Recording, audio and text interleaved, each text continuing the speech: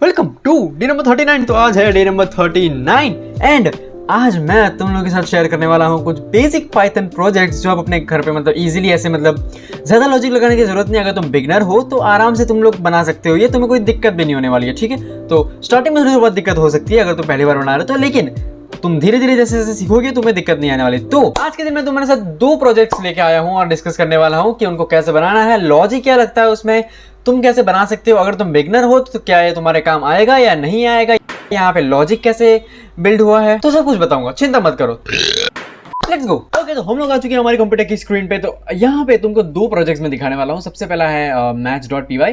यहाँ पे एक्सप्रेशंस होगी जो रैंडमली जनरेट होंगी और तुम्हें उनके आंसर देने पड़ेंगे। अगर आंसर सही हो जाएगा तो हम लोग आगे बढ़ेंगे, आंसर गलत हो जाएगा तो फिर रिपीट वही सवाल पूछा जाएगा तुमसे। फिर यहाँ पे दूसरा है pic.py। अगर तुमने मेरा प्रीवियस वीडियो देखा है तो वहाँ पे तुमने देखा होगा कि ये क्या गेम है, ये कैसे काम करती है। अगर तुमने नहीं देखा तो जाके चेकआउट कर सकते हो, लिंक डिस्क्रिप्शन में मिल जाएगा। ठीक है, तो सबसे पहले हम लोग डिस्कस करने वाले हैं match.py। तो यहाँ पे क्या है, यहाँ पे एक प्रॉब्लम जनरेट होगी जो कि रैंडमली होगी। वहाँ पे हम लोग एक मिनिमम वैल्यू और मैक्सिमम वैल्यू बता देंगे कि हम लोग कहाँ से कहाँ तक नंबर यूज करने हैं। जैसे कि यहाँ पे मैंने 0 से लेकर 10 तक नंबर यूज किया, यानी कि अगर मैं कोई भी प्रॉब्लम जनरेट करता हूँ तो 0 से लेकर 10 तक के नंबर्स इंक्लूडेड होंगे, उससे ज्यादा नंबर्स इंक्लूडेड नहीं होंगे। क्यों? क्योंकि कॉम्प्लेक्स हो जाएगा।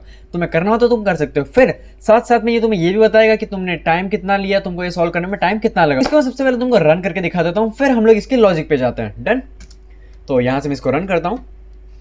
यहाँ पे पूछेगा प्रेस एंटर टू स्टार्ट। यहाँ पे मैंने एंटर करूंगा। Problem number 1 9 + 5 14। प्रॉब्लम नंबर 2 1 - 6 9 × 7 63 63 एक सेकेंड 63 3 + 1 4 7 - 10 - 3 9 + 4 13 0 × 0 0 9 + 4 13 2 - 10 - 8 5 - 0 5।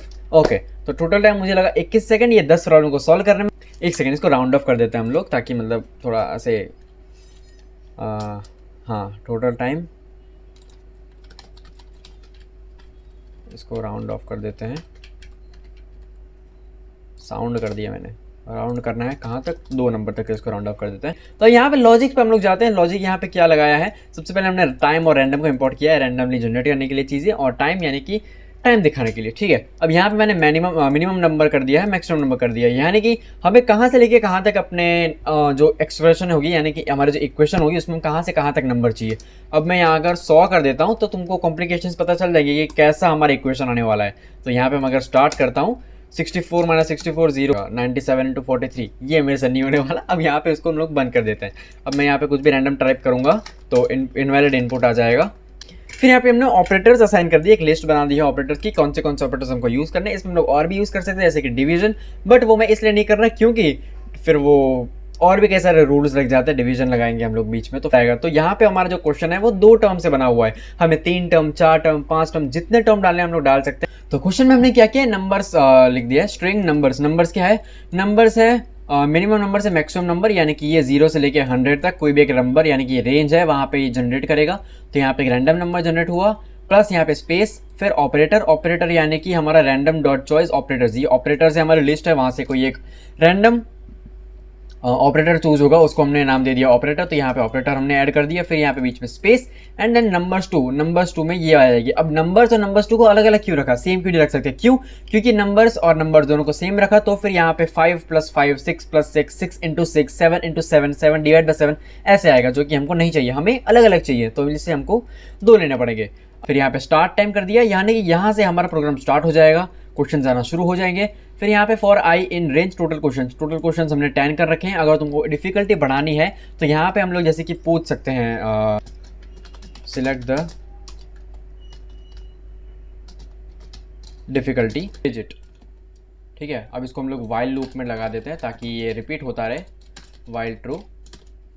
तो यहाँ पे इसको साइड में कर देते हैं, हमने ऐड कर दिया। अब हमने क्या किया, इसमें टोटल क्वेश्चन हमने यहाँ पे डिफिकल्टी ऐड कर दी, इजी मीडियम हार्ड। अगर वो इजी रखता है तो हमारा मैक्स नंबर 10 तक जाएगा, मीडियम रखता है मैक्स नंबर 20 तक जाएगा, हार्ड रखता है मैक्स नंबर 30 तक जाएगा। उसके बाद हम लोग यहाँ पे प्रॉब्लम्स डिफाइन कर दिए, एक फंक्शन बना दिया है प्रॉब्लम्स करके। यहाँ पे ये तुमको मैंने एक्सप्लेन कर दिया है ऑलरेडी। फिर यहाँ पे हम लोग आगे बढ़ते हैं, ये डिज़ाइन के लिए था। फिर यहाँ पे for I in reach total questions हमारे 10 रहेंगे हमेशा। फिर questions answer is equal to हमने प्रॉब्लम्स कर दिया, यानी कि हमारा जो क्वेश्चन होगा वही प्रॉब्लम्स होगा, आंसर होगा वही प्रॉब्लम होगा। क्यों? क्वेश्चन में हमारा सिर्फ जो इक्वेशन आएगा वो, और आंसर में हमारा जो ईवल आएगा वो आ जाएगा, ठीक है, क्योंकि हमारा जो आंसर है वो ईवल ऑफ क्वेश्चन है। उसके बाद हमने वाइल लूप्स का इस्तेमाल किया है। Guess is equals to problem number string I plus one, यानी कि जीरो से, सबसे पहले तुमको पता होगा कि जीरो से स्टार्ट होता है, तो हमने प्लस वन कर दिया है, तो प्लस वन प्लस कॉलन, फिर क्वेश्चन हमारा आ जाएगा, फिर उसके बाद इज इक्वल टू आ जाएगा।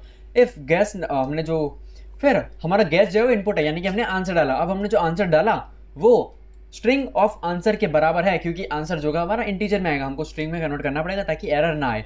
अगर वो उसके बराबर है तो फिर ब्रेक हो जाएगा, बाकी यहाँ पे प्रिंट आ जाएगा इनवैलिड इनपुट, ट्राई अगेन, और वापस क्वेश्चन रिपीट हो जाएगा।